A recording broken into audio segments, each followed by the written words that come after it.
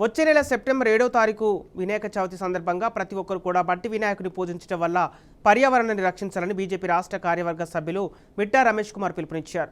రాబోయే రోజుల్లో ఉష్ణోగ్రతలు విపరీతంగా పెరిగే అవకాశం ఉందని మన పిల్లల భవిష్యత్తు కొరకు ఆలోచన చేసి మట్టి గణపతులను ప్రతిష్ఠ చేసుకునేందుకు ప్రయత్నించాలన్నారు. అలా చేయడం వలన పర్యావరణాన్ని మనం రక్షించిన వాళ్ళం అవుతామని బీజేపీ రాష్ట్ర కార్యవర్గ సభ్యులు విట్టా రమేష్ కుమార్ అన్నారు. ఆదోని గణేష్ మిత్ర మండలి వారికి విజ్ఞప్తి చేశారు. తారీఖు వినాయక చవితి సందర్భంగా ప్రతి ఒక్కరు పండగ వాతావరణంగా జరుపుకుంటుంటారు.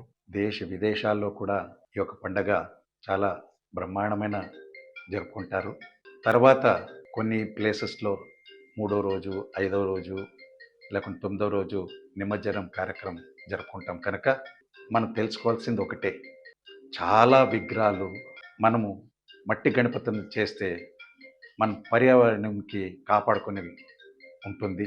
ఎందుకంటే రాబోయే కాలంలో మనం ఉష్ణోగ్రత చాలా ఎక్కువ పెరుగుతోంది. మన ఢిల్లీలో 52 డిగ్రీస్ వచ్చింది. భవిష్యత్తు మనం మనది మన పిల్లల ఫ్యూచర్ కోసం మనం ఆలోచిస్తే మనం మట్టి గణపతి కూర్చిపెట్టేటప్పుడు గణపతి కూర్చేటప్పుడు మట్టి గణపతి కూర్చిపెడితే మనం కూడా పర్యావరణం కాపాడుకున్నట్ల అవుతాము.